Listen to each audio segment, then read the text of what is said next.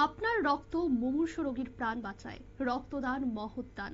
এই অঙ্গীকারকে সামনে রেখে পেকটাম এনজিওর উদ্যোগে সোমবার কমলপুর দক্ষিণ মানিক ভান্ডার পঞ্চায়েতের উপস্বাস্থ্য কেন্দ্র সংলগ্ন এলাকায় মেগা স্বাস্থ্য ও রক্তদান শিবিরের আয়োজন করা হয়েছে। গাছে জল দিয়ে শিবিরের সূচনা করেন বিধায়ক মনোজ কান্তি দেব।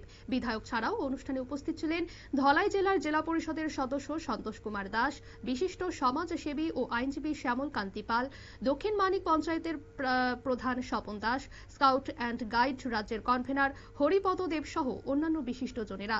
এদিন স্বাস্থ্য শিবিরে শতাধিক বিভিন্ন রোগী স্বাস্থ্য পরীক্ষা এবং রক্তদান শিবিরে 14 জন স্বেচ্ছায় রক্তদান করেন। এই রক্তদান অনুষ্ঠান থেকে বক্তব্য রাখতে গিয়ে বিধায়ক মনোজ কান্তি দেব কি জানালেন শোনাবো। একটা এনজিও তাদেরকে অসংখ্য ধন্যবাদ জানাই এই ধরনের সমাজসেবামূলক আয়োজন করার জন্য।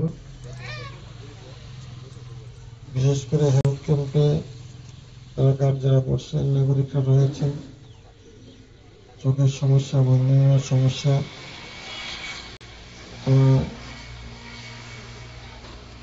সাহায্য পাবেন, সহযোগিতা পাবেন এবং সেই সঙ্গে তারা রক্তদান শিবিরের আয়োজন করেছে। এটা আমরা বারবার বলি, ত্রিপুরা ভারতবর্ষের মধ্যে ব্যতিক্রমী রাজ্য, যে রাজ্যে রক্তদানটা একটা উৎসবের মেজাজে হয়। আমাদের কমলপুরের ব্যতিক্রম নয়। অসংখ্য রক্তদান শিবির প্রতিনিয়ত হচ্ছে। রক্তদান মানুষের জীবনের অন্যতম মহান দান এবং এর থেকে বড় দান আর কিছু হতে পারে না। রক্তদানের সবাই আজকে এগিয়ে আসার আহ্বান আমরা রাখছি। 18 থেকে 65 বছর পর্যন্ত প্রত্যেকটা সুস্থ স্বাভাবিক ব্যক্তি বছরে ইচ্ছা করলে 4 বার রক্ত দিতে পারে 3 মাস পর্যন্ত, যদি তার হিমোগ্লোবিন বা তার স্বাস্থ্য ঠিক থাকে। তো সেই ক্ষেত্রে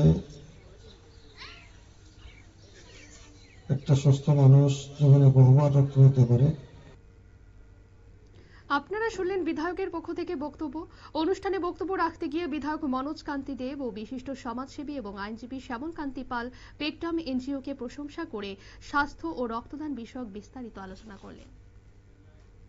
নিয়ে নিচ্ছি ছোট্ট একটি বিজ্ঞাপন বিরতি, সঙ্গে থাকুন।